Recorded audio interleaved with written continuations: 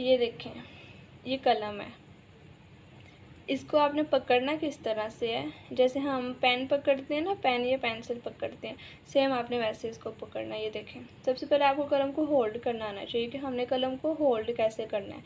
तो आपने क्या करना है, सबसे पहले यूँ इंक के अंदर कलम को डिप किया, बिल्कुल हल्का सा डिप करना है। अगर आप ज़्यादा डिप करेंगे तो कलम के टिप के ऊपर ज़्यादा इंक आ जाएगी, जिससे क्या होगा कि आपका काम ख़राब हो सकता है। तो हल्का सा हमने इसको इंक के अंदर डिप किया, यूँ इस तरह से बस।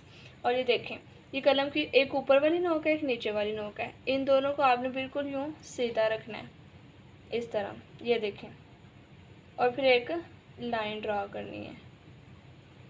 तो ये देखें, इसकी इस तरह से शेप बन रही है।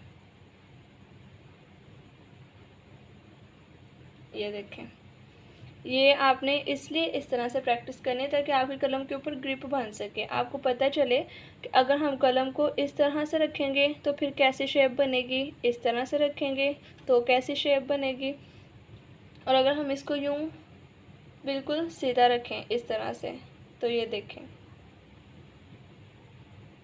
ये देखें कितनी बारीक लाइन ड्रॉ हुई है इस। और अगर हम इसको यूँ थोड़ा सा टेढ़ा रखें तो ये देखें, ये इस तरह से इसकी शेप बन रही है। और अगर हम इसको ऐसे रख कर इस तरफ एक लाइन ड्रॉ करें तो ये देखें, बिल्कुल ये वाली शेप बन रही है। और फिर यहाँ आपने कलम रखना है और यूँ लाइन एक उल्टी ड्रॉ करनी है। तो ये देखें, ये बिगिनर्स के लिए है। अगर आप बिगिनर हैं तो देखिए, अब यहाँ से कलम की एक नोक उठ गई थी तो फिर ये इस तरह से लाइन बन गई है। तो आपने क्या करना है, ये देखें, दोनों नोक के साथ अब मैंने ये लिखा है तो ये देखें बिल्कुल सीधी लाइन ड्रॉ हुई है इस तरह से।